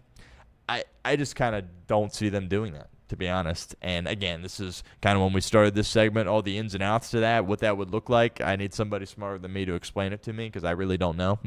But I just find it hard to believe that they would do a tag and trade because it just doesn't seem very Bengal-like. So I think with Hendrickson, it's like you move on. He walks, and then you get your conditional pick, whatever that ends up being. But that's kind of where I'm at with the Hendrickson stuff. The second part to that, as far as our restructure goes, is Joe Burrow, and this is what we teased at the end of Off the Bench. I think this is the number one thing for the Bengals this offseason that not enough people are talking about. restructuring a contract, that's not going to impact how much money Joe Burrow gets. It just impacts when the cap number hits, right? It's basically pushing money down the line. You see the Eagles do this all the time. A lot of successful teams do this. And it helps you out in the short term, but it could potentially put you in a tough spot long term. And my way of thinking is that's fine, right? You are in win now mode if you're the Cincinnati Bengals. You haven't made the playoffs in a couple of years. That's ridiculous. Certainly Joe Burrow injuries have factored into that, but you go all in now, right? At some point, there's going to be kind of a second iteration for the Bengals. You could argue they're in it right now. First iteration would be Joe Burrow on his rookie deal. Now Joe Burrow when you're paying him. Well, hopefully there's a third iteration when Joe Burrow's still your quarterback, but T. Higgins and Jamar Chase are no longer in their prime. I want to go all in while they're in their prime and then deal with it afterwards when they're not. And hopefully Joe Burrow is still in place as your quarterback. But a restructure to me makes a ton of sense. It's not something the Bengals do. They hate doing it. But they've made exceptions to the rule with Joe Burrow multiple times in the past. And if they were able to do this, Paul Dehner projects that would give them $12 million of additional cap space this year, which is huge. You could get a star pass rusher. It could help you get a star pass rusher. I would do it. Again, I have no clue whether or not Cincinnati will or not. Joe Burrow has been open to doing it. Again, it shouldn't really matter to him because he's still getting all of his money. It's just, when the cap hit goes into place. But to me, that's a fascinating discussion because that opens up so much more room if Cincinnati were to restructure it. Are they going to wait and try to restructure it later? I don't know. Charlie Goldsmith, who does a great job covering the Bengals and the Reds, when he did his breakdown, he does not have the Bengals restructuring. I don't know if that is his way of saying he doesn't want that to happen or just simply doesn't think there's a world where Cincinnati does it. That's fascinating because when you're filling out this chart from Paul Dehner Jr., it looks totally different if you restructure Burrow, whether you don't. And it's so much more money if you do, whether you don't. I don't know. That is, to me, a fascinating storyline that nobody's talking about because so much money comes into play if you were to restructure Joe Burrow. So that's also why I'm kind of holding off on sending in the final draft here. Before we do defense, let's do draft picks. The Bengals obviously have more than 4 draft picks, but Dehner includes 4 here in this spot because that's like those top 4 are definitely playing for you at this point in some kind of role. At 1, I've been very clear about this. I've said it a million times. I'm going to continue to say it. If Downs is there, take him. I don't care if Reuben Bain's still there. I don't care if David Bailey, if one of those 2 guys somehow is still there. If Downs is there, take him. Right? There's your safety. There's a guy that is going to play safety here for a long, long time if you get him. To me, it's a no-brainer. Second round. Again, we talk about how Duke Tobin's like edge rusher, edge rusher. Well, he said that last offseason, and they didn't really execute that properly. But I would say that the second-round pick for an edge rusher, especially if you go safety in round 1, very much in play. I went Zion Young out of Missouri. Nice player, high upside, production in college, right? Not some 4.5 sack guy throughout his college career. I like him a lot out of Missouri. Third round, Jacob Rodriguez, which I was honestly surprised. Again, we haven't fully dove into draft stuff yet. I thought Rodriguez was more of a second-round pick. Dehner says 3 or 4. Absolutely. Best linebacker in college football this past year. That's a guy that comes in, and he's ready to go right now. Right? Again, there's some size concerns, maybe speed concern. He's going to be really good in the NFL. Right? He's going to be a solid, I'm not going to say all-pro guy, but he's going to be a solid NFL starter. That's what you need. Right? Jacob Rodriguez, that's who I got in the third round. Then round 4, fine taking a corner. We'll talk about Jeremiah's mock here in a second. But D'Angelo Pons is a guy that if you watch the college football playoff, you probably just started liking him then. I started liking him at the beginning of the year. Dude's tough, competitor, high school teammate with Jeremiah Smith. He hung right in there with Jeremiah Smith in the Big Ten championship game, which I thought was impressive. The size and weight, or the height and weight, I guess, of Pons is concerning. That's why you got him in the 4th round. He's like 175.9. Not great, but you could put him in more of a nickel spot, a Mike Hilton role, not necessarily ask him to line up on the outside. He's got great wheels. He's sticky in coverage, knows how to win, is a winner, competes like a dog. I like him a lot. Again, you're not asking him to go to the outside. I get the concern with his size, but Denzel Ward, he's not the biggest guy in the world. He's pretty good, right? A pretty good player there in Cleveland, so I went with Pons in the 4th round. Now you get to defense, and this is where stuff gets wacky. We'll start in the secondary. I went Caleb Downs, obviously, with the pick, so that means Caleb Downs is slotted in Geno Stone's spot. Geno Stone, by the way, threw the deuces up on Twitter. Think that means he's out. Second, I got Jordan Battle. Not great, but just this is kind of where I'm at right now. Again, not the final draft. We'll do that later in the week, maybe next week as well. The Bengals seem like they're pretty content. So I'm trying to mix this as far as what I would do, but also being as realistic as possible, right? So I'm like doing like, yeah, this is what I would do, but also like I'm not going out there and signing Jalen Phillips, even though that would be awesome, right? That would shock everybody if Cincinnati did that. Battle seems like they want to start him at safety. Downs and Battle, we'll see if that helps. It looks a heck of a lot better than Stone and Battle, I can tell you that much. Now your corners. We talked about the other extension candidates, and, you know, when you're doing the math here with the $2 million that is going to be the cap hit if you extend these guys, as Dehner pointed out, I think Turner definitely gets one. Again, reward some of your guys that have done good stuff for you and going to be a part of your future. I think that's big. Limit the distractions, right? Help the face of your organization out a little bit so not everybody's dragging you through the mud at all times. Turner should be extended, right? Give him an extension, and I kind of want to extend Dax Hill too. And again, I haven't done the final draft, but I think, you know, to extend both of those guys should be in play for Cincinnati. You got your corners there at that spot. Your next rotational piece, your fourth corner, Josh Newton, right? You know, he goes into year 3. He's shown some flashes. Is he ever going to be a starter for you if nobody's hurt? No. But as far as a backup rotational guy, sure. I've got Pons, who I drafted in the 4th round, in the slot for Cincinnati. Think that could be pretty cool with Dax Hill and DJ Turner. Then you get to the linebackers. And I think you have to go in and spend big money on a free agent name. I think you absolutely have to go in there and get a 1 at that linebacker spot. The best linebacker on the market is going to be Quay Walker for the Green Bay Packers. He's awesome.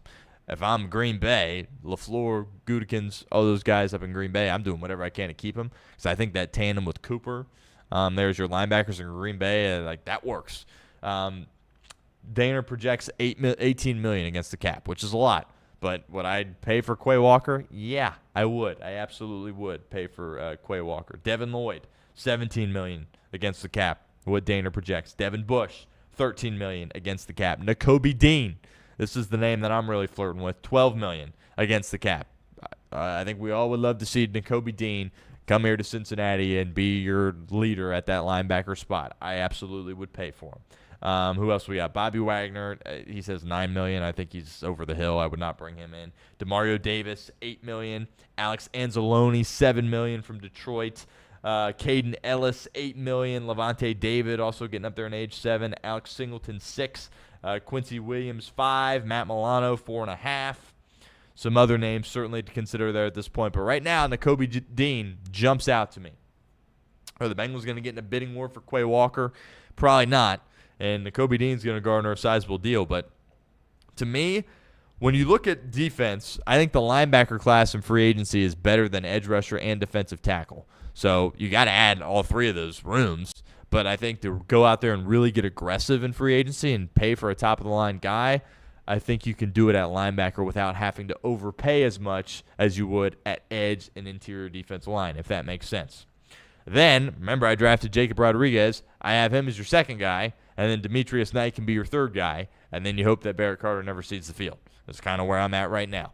They're not going to quit on both guys. They're not going to quit on either one of them, although I would argue they should quit on at least one. Demetrius flashed a little bit there at the end, but you cannot go into next year of, okay, that's our best linebacker, Demetrius Knight Jr. Can't happen. I would say 3. Bengals will probably do 2, but that to me, you get a Nakobe Dean, you get a Quay Walker, get a big name, even an Alex Anzalone. Bring him in, and that can clean up that room really nicely for you. Go out there and do it. You have the money to be able to go out there and do it. That's linebacker. That's the secondary. And then you get to the defensive line, as I mentioned. These are kind of some of the stuff I'm going back and forth on. B.J. Hill, T.J. Slayton, I would cut one of them, but you look at this list of guys of who are going to be available free agents, and it's nobody really jumps out at you. You know, Daquan Jones, Dehner projects $8 million cap hit. He's like 34, 35 years of age. He's had a solid career. Recently has been in Buffalo, but the production doesn't really jump out at you. But I think there's an option for you along the interior.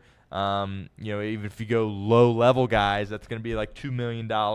Shelby Harris, Dehner projects $3 million. Sheldon Rager again, that's $5.5 million.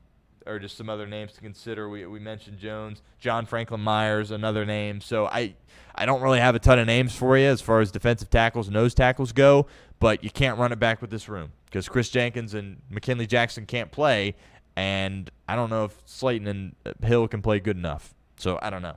That to me is going to be fascinating how they address that. And then edge. When are you going to I took Zion Young in this mock, right? I think you have to draft a rookie there as well, but you have Shamar Stewart. I'm ready to be done on him, but you can't if you're the Bengals, and clearly they haven't quit on him yet.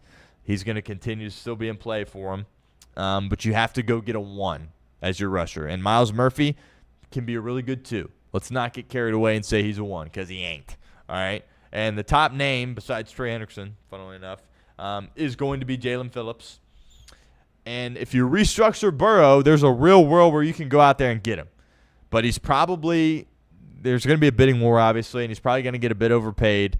I would be fine if the Bengals did that. They said, you know what, screw it. We want Jalen Phillips. We'll go out there and give him whatever it takes. Dehner projects $25 million against the cap. Yes. It could very well be more than that. A genius move from Roseman to get him. I kind of feel like, and I don't know how the cap situation in Philly looks, but it feels like Roseman will probably do whatever he can to keep him there.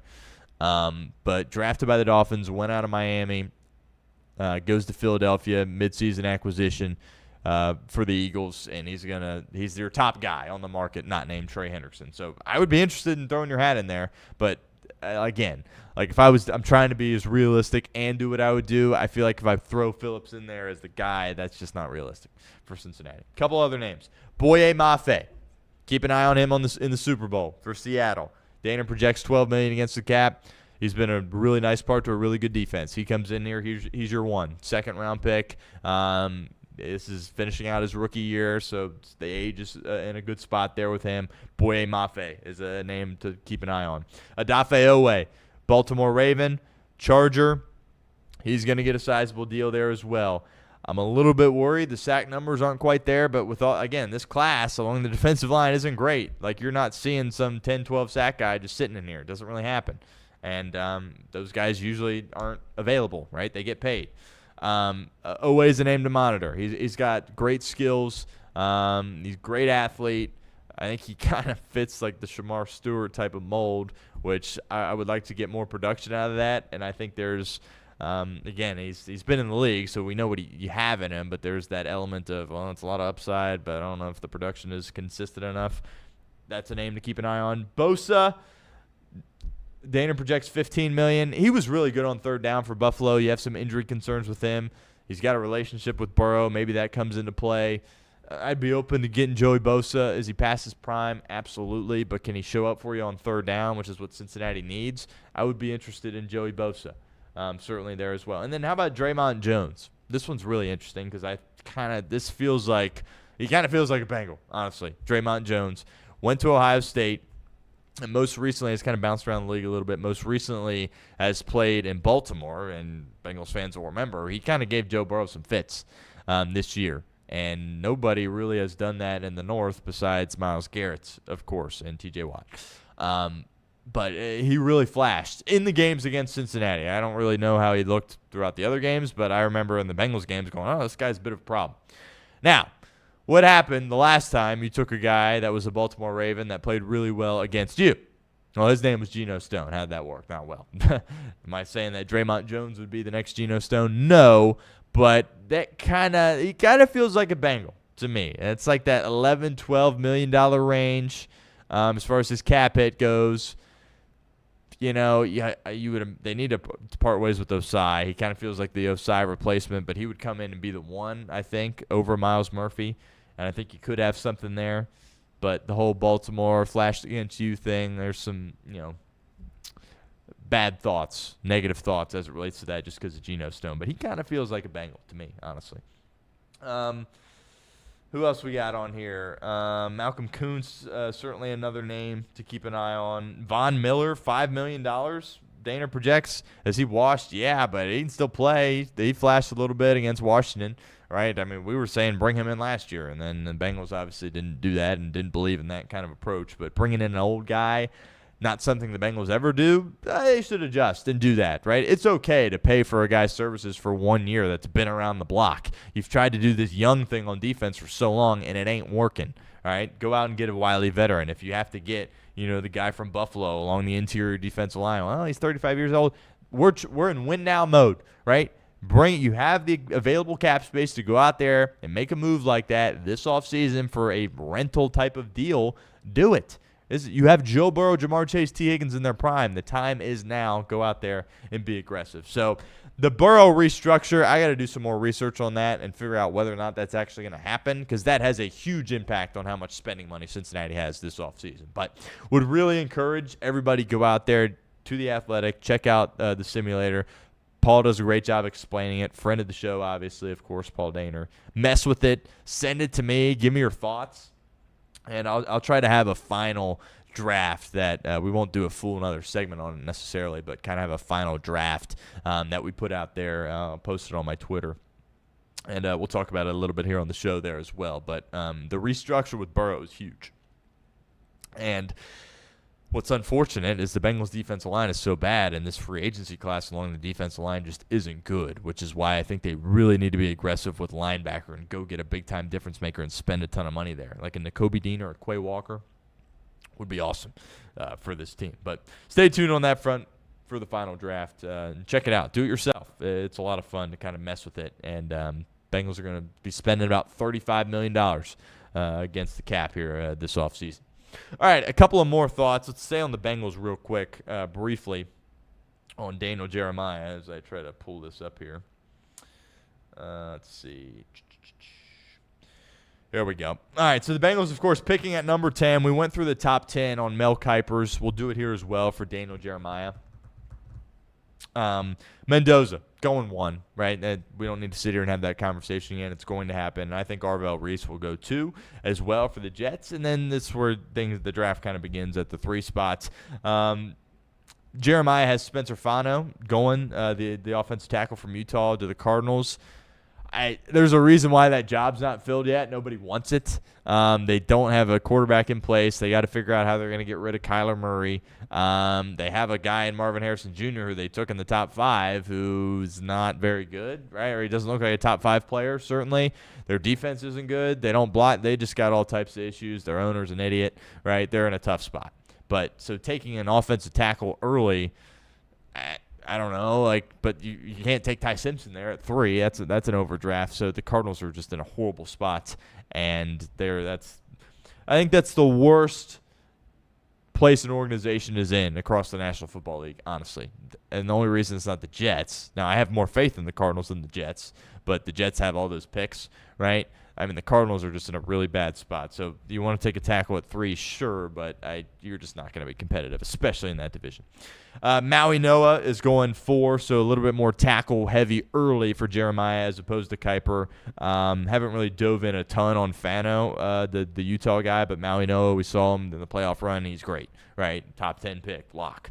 He's got the Giants taking Mansour Delane, who's definitely a top 20 pick, but 5 seems a bit aggressive. I think he's going to be a really good player in the NFL. I've been a big fan of Delane for a while. He was at Virginia Tech, I believe, before transferring to LSU. He's a really good player. He's cornerback 1 here for me. 5 seems a bit aggressive, but that's where Jeremiah has it.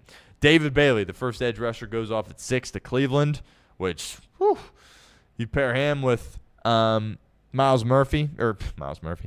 Garrett there in Cleveland. That could be a real issue for the Bengals, obviously. And the thing about the Browns is they're kind of a joke of an organization, right? They don't have their head coaches. We're doing this here live. They're having their candidates write essays and take personality tests and do homework, whatever. But they should be a good team if they had a quarterback. Like if Deshaun Watson, it was so dumb to give him the fully guaranteed deal. But, if he had stayed healthy and had just been, serviceable, we're talking about the Browns probably making the playoffs one of these past few years. Obviously, that has not happened. Deshaun Watson looks like he can't play anymore, and you have all the off-the-field mess, whatever. But they have a solid roster, and they drafted really well last year apart from the two quarterbacks. But besides that, drafted really well. Judkins, of course, got hurt. But, I mean, shoot, you had David Bailey to that defense. And you find a quarterback that can play a little. And the Browns could potentially be an issue, but they don't have a coach, they don't have a quarterback. And in this league, that's your top two priorities, head coach and quarterback, and the Browns haven't ever been able to seemingly figure out either one of them. Sonny Styles at 7. Seems a bit of a reach. I would take him at 10 if all your guys are off the board. He's going to be a really good NFL player. He's a can't-miss guy. And I don't think if you're a team like the Commanders who had a horrible defense, I don't think there's anything wrong with saying, well, we know this guy's going to fit in with our team and our scheme really well, and he's going to be good. Is he going to be a top 7 pick good? I don't know, but he's going to be a really good starter for us. I can respect picking him in that spot. So I haven't seen Sonny this early in any of these other mocks, but I'm fine with it, honestly. Jeremiah Love, 8 to the Saints. You know, it's difficult with evaluating these running backs, and if you should take him in the top 10, if there's a guy to do it, it's Jeremiah Love. If you asked me, would you rather have Ashton Jeanty last year or Jeremiah Love this year, I would say absolutely Jeremiah Love this year. You're seeing some teams be open to it just because of how well it worked out for Detroit and Jahmyr Gibbs. I think that could be really fun in New Orleans with Kellen Moore. They got a quarterback in place, and Shuck. Olave, they got to get him a running mate, certainly. But that could be a lot of fun. I wouldn't bang the Saints necessarily for a pick like that. Then they have the Chiefs taking Reuben Bain, one spot ahead of Cincinnati. And, I think that fits in nicely to the Chiefs. They got to figure out a plan for Chris Jones once he's gone. And, by all accounts, it seems like Reuben Bain's going to be a really good player. Now Cincinnati at 10, and this is not good because this Daniel Jeremiah has them taking Jermod McCoy, who's a fine corner. Again, I think Delane's the only guy you can think about taking in the top 10, and Downs is on the board. And to me, I look, these guys that make these picks, that make these decisions, these scouts, they know a lot more than me and you, right? Now, looking at the Bengals, it seems like they don't. But if we're just talking general view of the NFL, these scouts, GMs, personnel people know more than me and you. So when the Bengals make a move in a draft, I try not to ever freak out. Did I freak out a little bit with the Shamar Stewart last year? Yeah.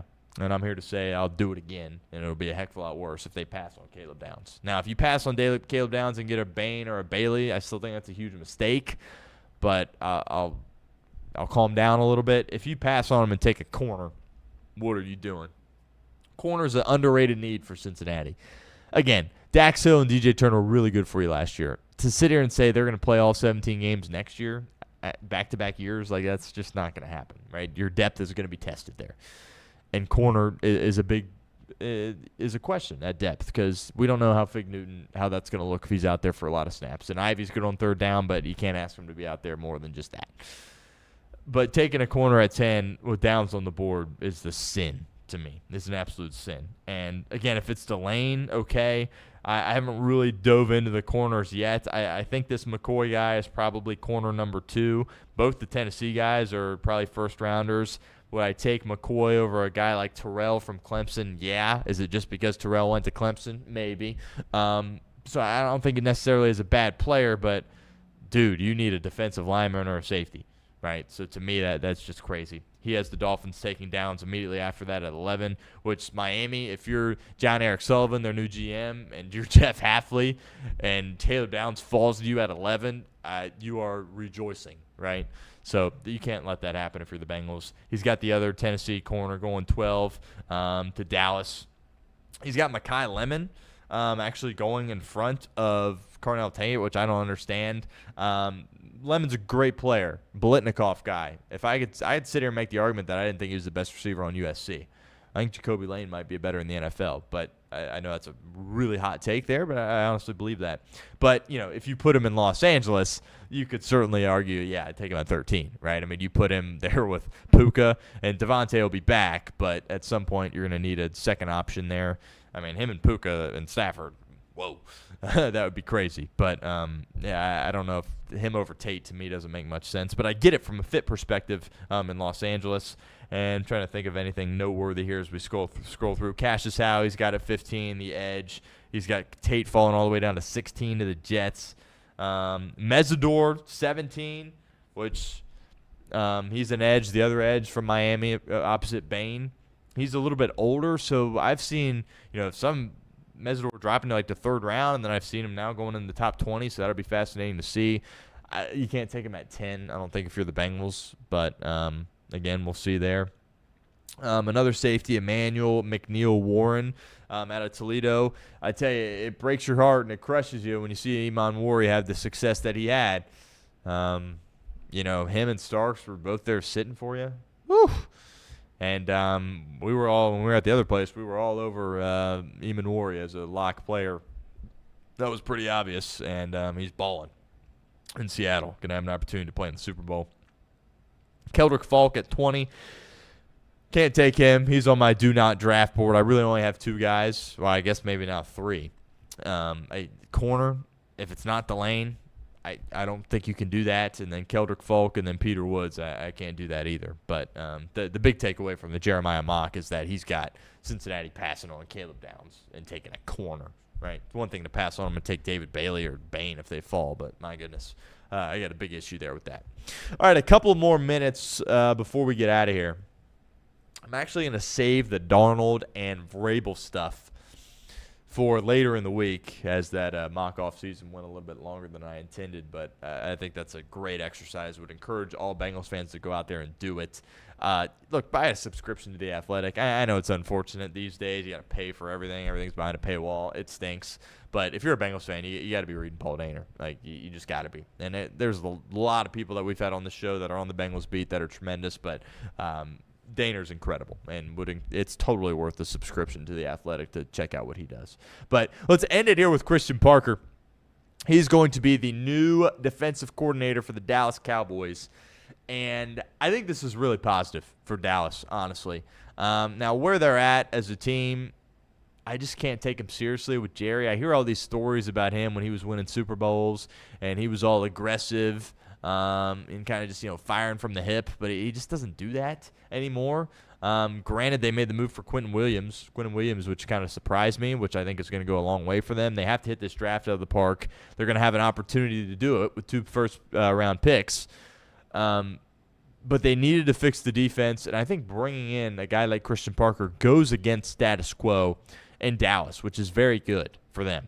Because I think in a lot of ways, the Cowboys and the Bengals are aligned as far as how they operate. They're very stubborn. They don't go out of the box. They wait too long to pay guys. They're not overly aggressive, although, the Quentin Williams move is certainly aggressive. And then traded Micah, so I guess recently they were a little bit more aggressive. They don't really take big swings, though. But, would it have surprised you if they would have brought in Jonathan Gannon, right? Or if they would have brought in some guy that was a head coach, or some guy that had previous ties to the Cowboys, right? And, when they brought in Schottenheimer, we all made fun of him. I think they deserve credit. Or is he going to take them back to the Super Bowl? No, but he's a good head coach, I think, and he deserves a couple of years here to figure this thing out. Players clearly love him, and the way he talks at the podium, I really can respect how he carries himself and operates as their head coach. But, they went cheap. When you go cheap for coaching in this league, it doesn't really work out, right? Nobody defends Zach Taylor more than me. Well, the Bengals go cheap at coaching, right? Look at these other teams. The Chargers went cheap at coaching for so long. Well, they paid Jim Harbaugh a ton of money, and they wins a bunch of games immediately. No postseason success. I understand that. That's worth pointing out, but still. The Bears, right? They said, shoot, we got to go all in and pay Ben Johnson. That's what they did, right? The Chiefs, they know what they have in Andy Reid. The Rams, they know to pay Sean McVay. The Niners, Shanahan, all these guys are getting paid a ton of money. I think it's kind of, if you really want to have top-line success in this league, I think you got to pay your head coach a lot of money. Just kind of where things are at right now. McDonald's getting paid in Seattle, right? Vrabel's getting paid in New England. And the Cowboys don't operate like that. Schottenheimer's not getting paid a lot of money at all. I don't know exactly what he's making, but it's probably around what Zach Taylor's making.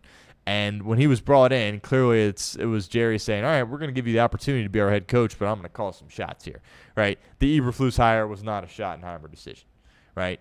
And then, I think Schottenheimer certainly made the decision to fire him, and he was able to kind of, gain that decision because he had success relative to what the expectations were in Dallas in year 1.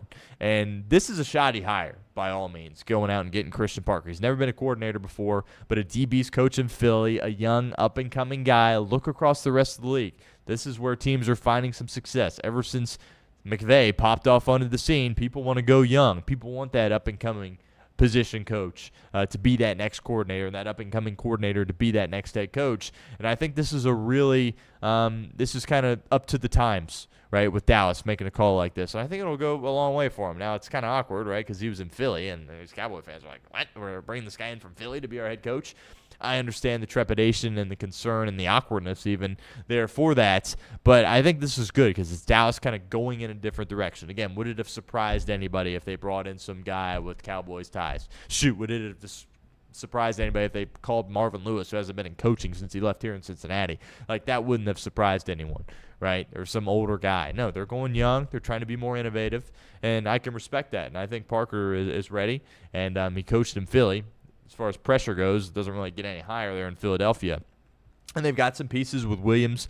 They're in place along the interior of their defensive line. Overshown, full year coming back from the injuries, positive. They had to figure out their secondary because that's a mess. And, they pick a couple of picks behind Cincinnati, and I can promise you if these teams are passing up on Caleb Downs, the Cowboys would do anything to get Caleb Downs. And honestly, it wouldn't surprise me if Jerry tried to trade up for Caleb Downs. But given the Cowboys' history, I don't think he will. But I'm just saying, those guys in Dallas would do anything in their power to have Caleb Downs on their team. And Caleb Downs with the star on his helmet, shoot. That kind of would fit right in there a little bit. But I don't think there's a world where he drops to 12. Bengals had their fingers crossed, obviously, that he gets to 10. But I thought it was a good hire. Different, not status quo for Dallas. I think that's what they needed. And a positive year one for Shoddy. Lots of frustration, obviously, in their fan base because they got rid of Micah. But, Micah got hurt. And Green Bay wins that game against Chicago with Micah Parsons. But, he wasn't out there. He got hurt. And, is there a world where you can say, oh, he would have gotten hurt in Dallas? It doesn't really work that way. But by all accounts, I think as we distance ourselves a little bit more from the Micah Parsons trade, kind of feels like, you know what, maybe the Cowboys aren't as stupid as we all thought when it went down. But we'll see. I thought that was a good hire for them, honestly. All right, that'll do it for this edition of the show. Appreciate everyone, as always. Another great week here at the Stone Shield Show. Exciting stuff on the horizon. Be on the lookout for updates as it relates to that. And we'll have some guests. We got a special guest tomorrow. Looking forward to having them on. We'll keep that. We mentioned it on yesterday's show, so if you were tuned in yesterday, you know who I'm talking about. But we'll keep that, and we'll post that on social media tomorrow morning, so be on the lookout for that. And we'll dive into that Sam Darnold stuff, the Mike Vrabel stuff, and I'll have my final draft of the Bengals offseason plan. Again, check it out. Do it yourself. Let me know what you think. DM the show at the Stone Shield Show on Instagram, at the Stone Shields on Twitter. And shoot me a DM there as well if you have any thoughts on that. But appreciate everyone as always. And, we'll talk to you tomorrow. Take care, everybody.